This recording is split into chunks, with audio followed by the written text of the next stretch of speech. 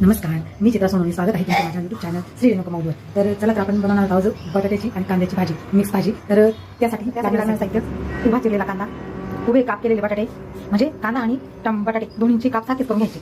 तर त्यासाठी लाल तिखट आहे आणि हळद पावडर घ्यायची, जिरं घ्यायचं आहे, चवीपुरतं मीठ घ्यायचं आहे. चला समजून ठेवूया. आता त्यात जिऱ्याची फोडणी देणार आहोत आपण. हे बघा जिरं. आता कांदा टाकला आपण. कांदा चांगला परतून ठेवूया. आपला कांदा कच्चा झालेला आहे, व्यवस्थित परतला गेला आहे. आता आपला कांदा त्यात आपण मसाले मिक्स करणार आहोत.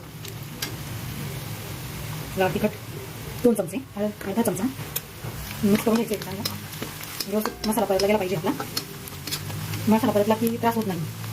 आणि त्यात आपण बटाट्याचे काप टाकणार आहोत. टाकून घेतले होते ना ते व्यवस्थित मिक्स करणार आहोत. हे बघा व्यवस्थित मिक्स झालेलं आहे. हे बघू शकता तुम्ही किती छान कलर आला आहे व्यवस्थित असं. त्यात आता आपण मीठ टाकणार आहोत. चवीनुसार चमचा आणि वरती अर्धा चमचा मीठ. व्यवस्थित टाकत तसं मिक्स करून घ्यायचं आहे. त्यात आता आपण पाणी टाकून घेणार आहोत शिजण्यासाठी. व्यवस्थित शिजून घेऊया. एक तांब्यावर पाणी टाकून शिजून घेऊया व्यवस्थित. बघू शकता तुम्ही किती छान असं भाजीला रंग लागलेला आहे. आता आपली भाजी पूर्ण शिजलेली आहे. तर त्यात आपण शेंगदाणे बारीक करून आणि त्यात टाकणार आहोत. ग्रेव्ही छान अशी दाट ग्रेव्ही बनवण्यासाठी कारण शेंगदाण्याचं वाटण आहे ना ते टाकणार आहोत. वाटून घेतलेलं होतं छान अशी ग्रेव्ही यासाठी.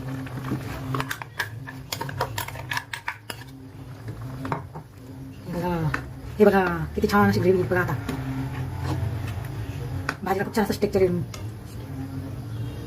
हे बघा किती छान अशी सर्व केली. आणखीनच छान दिसेल. आता जितकं पाणी हवंय पातळ किंवा घट्ट जशी रस्सी पाहिजे आपल्याला भाजीची तशी आपण भाजीची रस्सी वाढवू शकतो. आणि ही भाजी नक्की करून बघा, खूप छान लागते. ही भाजी झटपट होते, काही जास्त टाईम लागत नाही. बारीक काप केल्यामुळे पटकन शिजतात बटाटे पण व्यवस्थित. आणि मसाल्यात खूप छान परतल्यामुळे भाजीला एक वेगळीच चव येते. आणि शेंगदाणे भाजून टाकायचे नाही, कच्चे टाकायचे शेंगदाणे. भाजी खूप छान लागते. खाऊन बघा तुम्ही, करून बघा. हे बघा व्यवस्थित अशी तरी आली. ग्रेव्ही पण खूप छान दाट आहे. हे बघा हे असं लोणच्या बरोबर खायला खूप छान लागते ही भाजी. हे बघा नक्की ट्राय करा आणि मला कमेंटमध्ये सांगा कशी झाली ही भाजी. धन्यवाद.